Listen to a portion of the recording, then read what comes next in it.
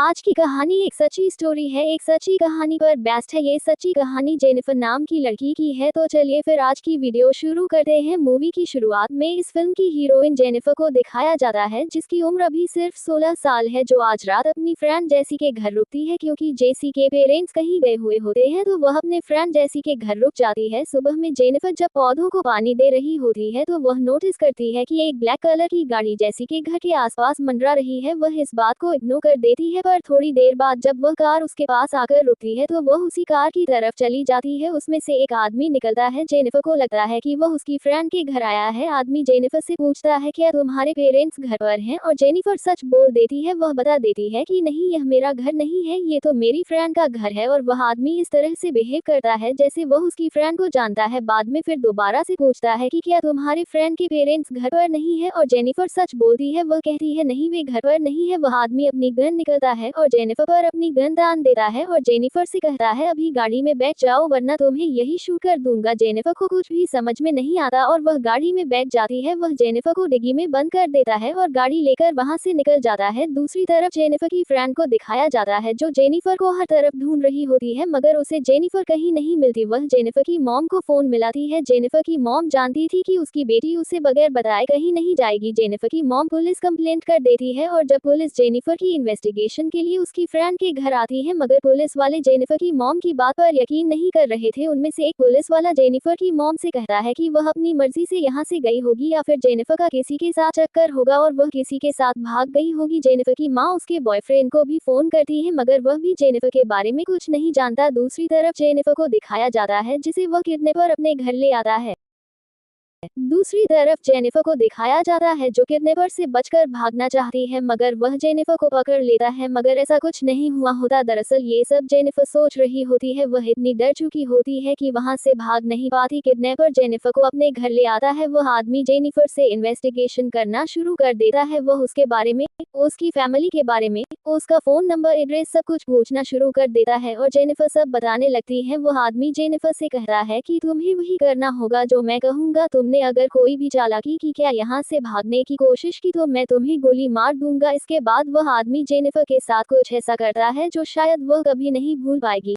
सब कुछ हो जाने के बाद जब जेनिफर होश में आती है तो उसे रूम में लड़कियों की कुछ चीजें दिखाई देती है, जिसे देखकर वह समझ जाती है इस घर में और भी लड़कियां हैं। इसके बाद वह आदमी जेनिफर को बाहर लॉन्च में ले आता है और जेनिफर सोचना शुरू कर देती है, मगर वह आदमी जेनिफर को अकेला छोड़ ही नहीं रहा था। जेनिफर सही मौके का इंतजार करती है और उस आदमी से उसके बारे में जानना शुरू कर देती है। वह इस तरह रिएक्ट करती है जैसे इन सब चीजों का उसे पर कोई फर्क नहीं पड़ रहा, उसे मजा आ रहा है। वह आदमी अपना नाम टोनी बताता है और वह एक दुकान का मालिक भी होता है, और जब जेनिफर उसकी फैमिली के बारे में पूछती है तो उसे बुरी तरह डांट देता है। टोनी इतना भी बेवकूफ नहीं था। वह जेनिफर से कहता है जब मेरा तुमसे दिल भर जाएगा तो मैं तुम्हें छोड़ दूंगा, मगर इसके बाद तुम पुलिस के पास गई तो तुम्हारी माँ का और तुम्हारा मैं वह हश्र करूंगा कि दुनिया को मुंह दिखाने के लायक नहीं बचोगी। मैं फिर से जेनिफर को बेडरूम में ले जाता है और वही बुरा काम करता है। जेनिफर उसे समझने की कोशिश करने लगती है। वह उसके घर की काम करती है, उसका सारा घर देखती है। उसे कुछ चीजें और मालूम पड़ जाती हैं, जैसे उसके डॉक्टर का नाम, कैलेंडर पर माँ की हुई पिक्चर। जेनिफर समझ जाती है यहाँ रहने वाली कोई लड़की है जो 2 दिन के बाद आने वाली है, मगर वह है कौन जेनिफर को ये पता नहीं चल पाता है। जेनिफर को यकीन था कि वह 2 या 3 दिन बाद इस घर से बाहर निकाल जाएगी। वह एक चीज और नोटिस करती है कि किचन में एक बॉक्स रखा है जिसे लेकर टोनी बहुत सेंसिटिव है। अगर जेनिफर उधर देख भी लेती है तो टोनी उसे डांट देता है। इसके बाद वह जेनिफर के साथ न्यूज देखता है कि कहीं कोई न्यूज जेनिफर की तो नहीं है। ये देखकर वह बहुत खुश होता है कि कोई भी हेडलाइन, कोई भी न्यूज जेनिफर के लिए नहीं होती है। टोनी कहता है कि देखो, कोई भी तुम्हारी परवाह नहीं करता, किसी को भी तुम्हारी परवाह नहीं है, तुम्हारे दोस्तों को या तुम्हारी माँ को तुम्हारी फिक्र नहीं है, वह तो बस तुमसे पीछा छुड़ाना चाहती थी। यह न्यूज देखकर जेनिफर बहुत बुरा लगता है। दूसरी तरफ जेनिफर की मॉम को दिखाते हैं, जो पुलिस को ये यकीन दिलाने की कोशिश करती है कि उसकी बेटी खुद से कहीं नहीं गई, उसकी बेटी के साथ कुछ बुरा हुआ है। जेनिफर की माँ हर मुमकिन कोशिश अपनी बेटी को ढूंढने के लिए करती है, लेकिन कोई भी उसकी नहीं सुनता। लेकिन एक बूढ़ा पुलिस वाला उसकी रिपोर्ट दर्ज कर लेता है। दूसरी तरफ दिखाया जाता है जेनिफर के साथ आज कुछ बहुत बुरा होने वाला था। टोनी उसे अकेले वॉशरूम जाने देता है। उसके पास मौका था वहां से भागने का, लेकिन वह नहीं भाग पाती। बाहर आने पर टोनी उसके साथ बहुत बुरा सलूक करता है, उसे एक संदूक में बंद कर देता है और जेनिफर के सर पर बंदूक रखकर उसे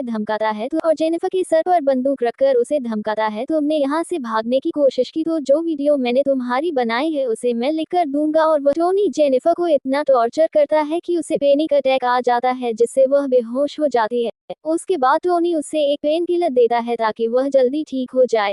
अगली सुबह जब जेनिफर की आंख खुलती है तो वह अपने आप को टोनी के बिस्तर पर पाती है और उसके हाथ पैर बंधे हुए होते हैं। वह टोनी की तरफ देखती है जो अभी तक बेखबर सो रहा होता है। जेनिफर बगैर कोई आहट किए अपने आप को खोलने की कोशिश करती है, जिसमें वह कामयाब हो जाती है। जेनिफर गेट की तरह भागती है और बहुत मुश्किल से गेट खोलकर बाहर निकल जाती है। जेनिफर तरह सीधी रोड की तरफ भागती है। वहां से एक कार आ रही होती है। अंदर बैठे हुए दो लोगों से मदद मांगती है। वो दोनों जेनिफर की मदद कर देते हैं, उसे कार में बिठा लेते हैं।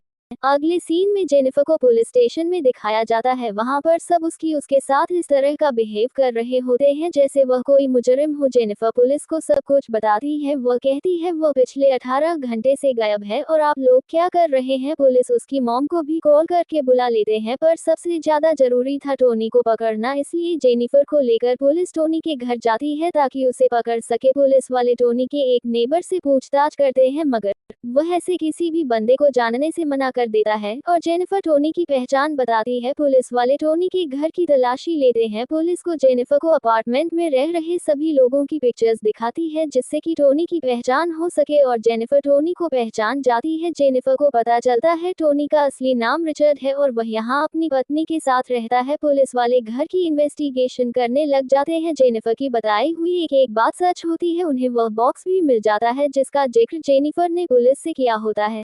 जब पुलिस उस बॉक्स को खोलती है तो पुलिस के होश उड़ जाते हैं क्योंकि जेनिफर पहली विक्टिम नहीं थी। इससे पहले भी रिचर्ड बहुत सारी लड़कियों को अपना शिकार बनाकर उन लड़कियों को मार चुका है। जेनिफर की मॉम पुलिस स्टेशन आ जाती है, जिन्हें देखकर जेनिफर उनके गले लग जाती है और रोने लगती है। एक लेडी ऑफिसर जेनिफर से डिटेल्स में सब कुछ पूछती है, जिसे वह पूरी डिटेल्स के साथ लेडी ऑफिसर को सब बता देती है, जैसे कि उसने क्या क्या देखा। यहाँ तक कि जेनिफर को टोनी के फैमिली डॉक्टर का नंबर तक याद होता है, जो देखकर जेनिफर की मॉम शॉक्ड हो जाती है। उन्हें यकीन नहीं हो पाता कि उनकी बेटी इतनी बड़ी हो गई है।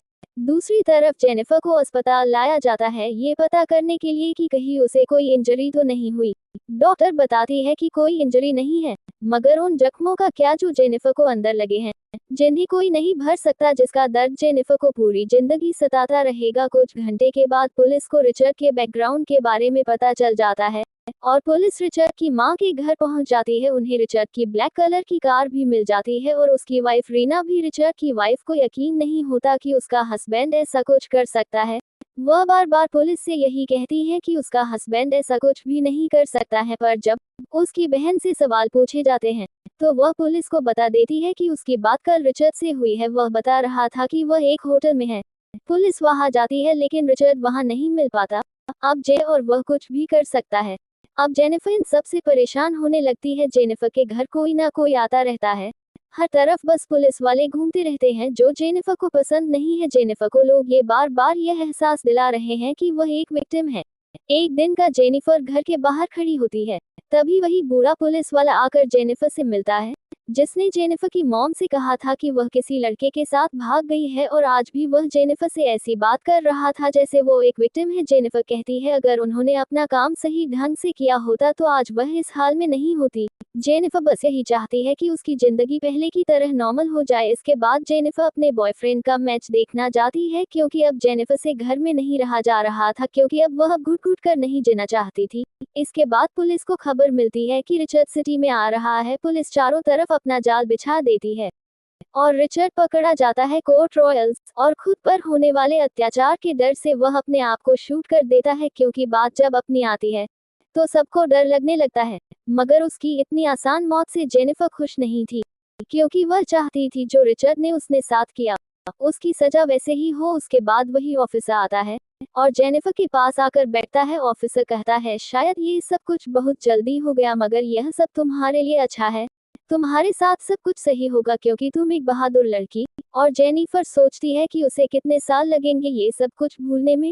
इसका जवाब जेनिफर को भी नहीं पता था, क्योंकि यह उसकी कुछ ऐसी यादें थी जो कभी भी भूली नहीं जा सकती। इसके बाद जेनिफर अपनी मॉम से कहती है कि वह कोशिश करेगी और करके दिखाएगी, क्योंकि वह एक बहादुर लड़की है, डरपोक नहीं है। और यह फिल्म यहीं पर खत्म हो जाती है।